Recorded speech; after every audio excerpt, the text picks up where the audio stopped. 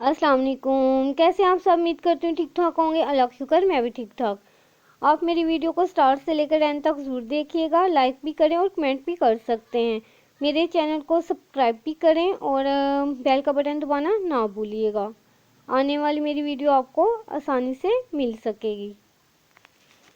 Lunch का time है और मैं आज यहाँ से भी लोग स्टार्ट कर रही हूँ। अभी मैंने लंच बनाना भी है, तो मैं किचन में आई थी तो भाई लेके आए थे ये ऑरेंज और एप्पल।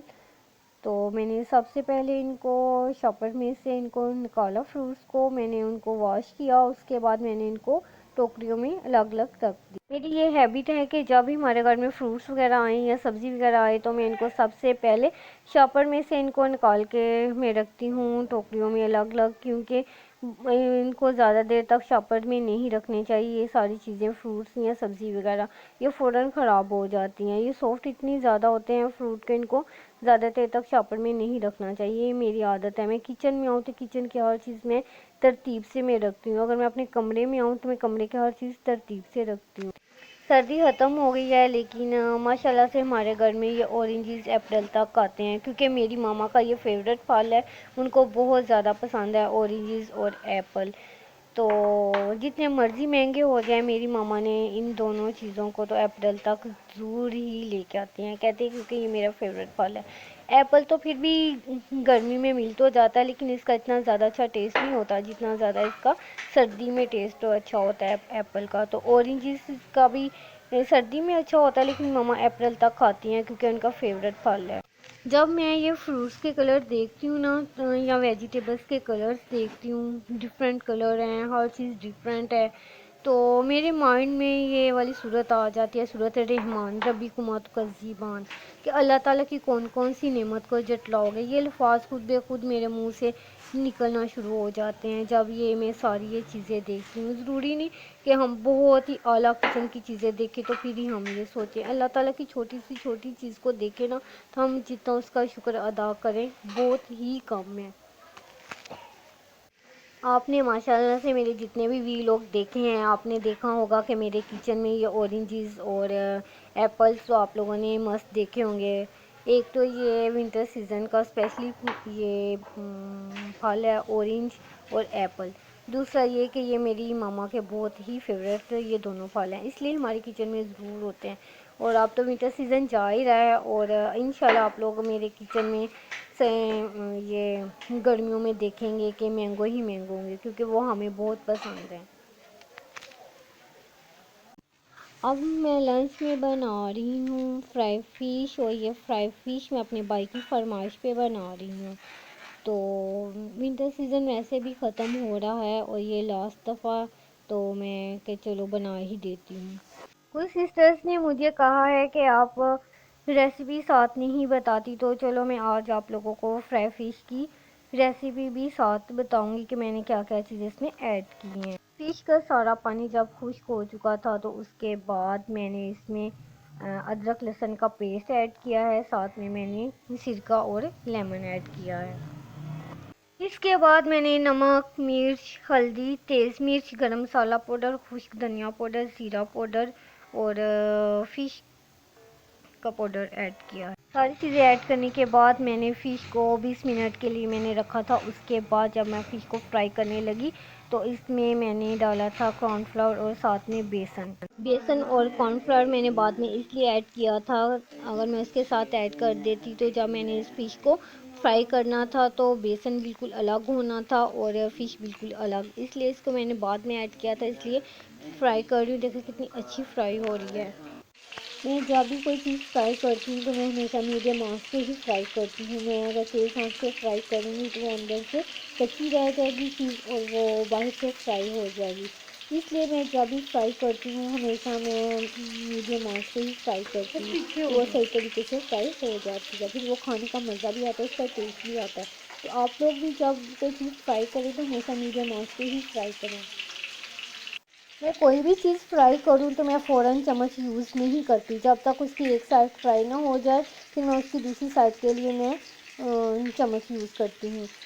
तो आप लोग भी ऐसे किया करें कि फ़ौरन आप चम्मच यूज़ कर लेंगे तो वो सही चीज़ सही तरीके से फ्राई भी नहीं होगी, जो आपने इसके ऊपर कुछ लगाया होगा वो भी उतर जाएगा।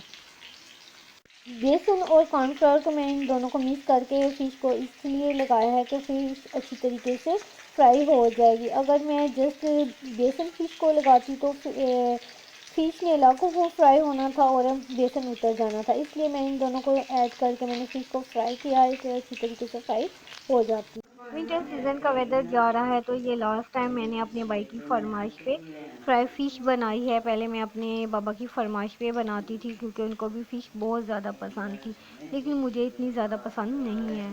चाइल्डहुड से ही मुझे पसंद नहीं है फ़िश खाना, और मेरे पापा को बहुत ज़्यादा पसंद थी, वो तब भी लेके आया करते थे। तो मेरी मम्मा बहुत अच्छा बनाती थी, तो सब मेरे बहन भाई खाते थे, बाबा भी और मामा भी, लेकिन मैं तब भी नहीं थी खाती। और आज भी मुझे फ़िश पसंद नहीं है, लेकिन मैं बनाती बहुत अच्छा हूँ। सबको मेरी फ़िश भी बड़ी मज़े की लगती है और मैं सबके लिए बनाती हूँ, लेकिन मैं आज भी नहीं खाती।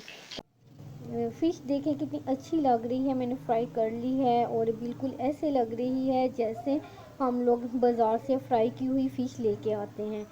तो इसका कलर इतना अच्छा लग रहा है फ़िश का, और खाने में भी माशाल्लाह ऐसे ही होगी मज़ेदार, क्योंकि मैं जब भी कोई काम करती हूँ दिल से करती हूँ और अच्छे तरीके से करती हूँ, फिर मेरा बहुत ही अच्छा होता है। जैसे मैंने सोचा भी नहीं होता उससे ज़्यादा अच्छा हो जाता है। आप लोग भी बिल्कुल दिल से काम किया करें। अब मैंने फ्राई फ़िश बना ली है और लंच का टाइम है और हम सब खाने लगे हैं फ्राई फ़िश, और साथ में मैंने बनाई है जी पुदीने की चटनी। और जब भी मैं कोई चीज़ फ्राई की हुई बनाऊं तो मैं साथ पुदीने की चटनी ज़रूर खाती हूँ, इसके बगैर मुझे फ्राई की हुई चीज़ का मज़ा नहीं आता। तो आप लोगों का भी दिल कर रहा है तो मेरे साथ आप शेयर कर सकते हैं, और आपको बहुत ज़्यादा दिल कर रहा है तो आप इस तरीके से बना के खाएँ। तो मुझे ज़रूर बताइएगा कि आप लोगों की कैसे बनी। रात का टाइम है, मैं और साथ में मेरी मामा हम दोनों बना रहे हैं जी गाजर का हलवा। और मैं फ़र्स्ट टाइम ही बना रही हूँ अपनी मामा के साथ, देखेंगे कि कैसा बनता है। गाजर का हलवा मेरी मामा बना रही हैं और मैं इनके साथ सीख रही हूँ फ़र्स्ट टाइम के गाजर का हलवा कैसे बनाते हैं, और मैं आप लोगों को साथ साथ बताती जाती हूँ कि गाजर का हलवा कैसे बनाते हैं। तो इंशाल्लाह जब नेक्स्ट टाइम मैं बनाऊँगी तो आप लोगों को मैं दिखाऊँगी कि मैं कैसे बनाती हूँ। तो आज मेरी मामा बना रही हैं तो उनके तरीके से मैं आप लोगों को बताती हूँ कि हम लोग कैसे बना रहे हैं जी गाजर का हलवा। तो सबसे पहले हम लोगों ने दूध लिया था 3 किलो, तो 3 किलो ही हमने गाजरें ली हैं कद्दूकस की हुई। तो गाजरों को दूध में इतना ज़्यादा पकाना है कि इसका दूध बिल्कुल खुश्क हो जाए। दूध भी खुश्क हो चुका है और गाजरें भी बिल्कुल गल चुकी हैं, मैश हो चुकी हैं। तो अब हलवा तकरीबन आधे से ज़्यादा बन चुका है और इसमें हमने डाल दिया है खुश्क दूध, क्योंकि हमें खोया नहीं था मिला, इसलिए हम लोगों ने खुश्क दूध इसमें ऐड कर दिया है। हलवे को हम लोग इतना ज़्यादा पकाएंगे कि जब तक इसका दूध बिल्कुल खुश्क ना हो जाए। और खुश्क दूध हम डालने के बाद इसमें हमने डाल दी इलायचियाँ। खुश्क दूध और इलायचियाँ ऐड करने के बाद अब मैं इसमें डाल रही हूँ जी कटे हुए बादाम। और हलवे को इतना ज़्यादा पकाएंगे कि इसका दूध खुश्क हो जाए। कटे हुए बादाम डालने के बाद अब मैं डालने लगी हूँ कटे हुए काजू। और जब इसके बाद सारा दूध खुश्क हो जाएगा हलवे का तो फिर इसमें मैं डाल दूँगी चीनी। अब दूध सारा खुश्क हो चुका है हलवे का, आप लोगों को भी नज़र आ रहा होगा। तो अब इसमें हमने डाल दी है चीनी 1 कप। तो उसके बाद जब ये सारा चीनी का पानी भी खुश्क हो जाएगा तो उसके बाद हम डालेंगे देसी घी थोड़ा सा। तो उसके बाद हमारा हलवा बिल्कुल तैयार हो जाएगा। चीनी का पानी खुश्क होने के बाद अब हम इसमें ऐड करेंगे थोड़ा सा देसी घी। और देसी घी हम इतना हलवे में डालेंगे जितनी हमें ज़रूरत है।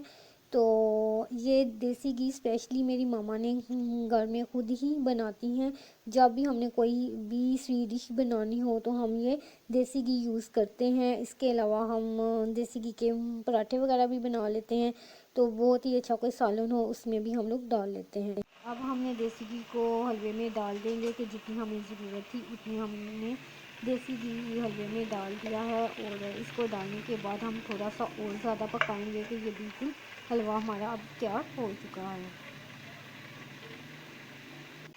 हलवा हमारा तैयार हो चुका है जी गाजर का। मैंने और मामा ने, हम दोनों ने मिलके गाजर का हलवा बनाया है और मैंने अपनी मामा से बहुत कुछ सीखा है हलवा बनाने के दौरान। इंशाल्लाह जब मैं नेक्स्ट टाइम बनाऊंगी तो अपनी मामा जैसा ही मैं बनाऊं, कोशिश मैं यही करूंगी। तो जैसे ये हलवा दिखने में मज़ेदार लग रहा है, इंशाल्लाह खाने में भी ऐसे होगा, आप लोगों को भी ऐसे ही लग रहा होगा।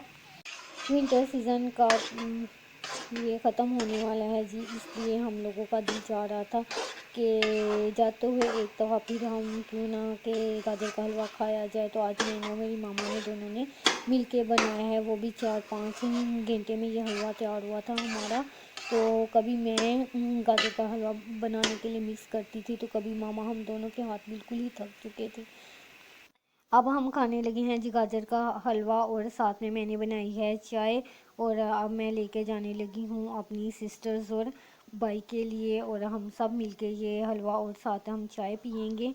तो आज की वीडियो आपको कैसे लगी, और मैंने जो बनाई थी फ्राई फिश और ये गाजर का हलवा मेरी मामा का, आप लोगों को कैसे लगा कमेंट में ज़रूर बताइएगा। और आप लोगों का भी दिल चाहेगा तो इस तरीके से बनाकर ज़रूर खाएं, और आप मुझे दुआ में ज़रूर याद रखिएगा। अल्लाह हाफिज़।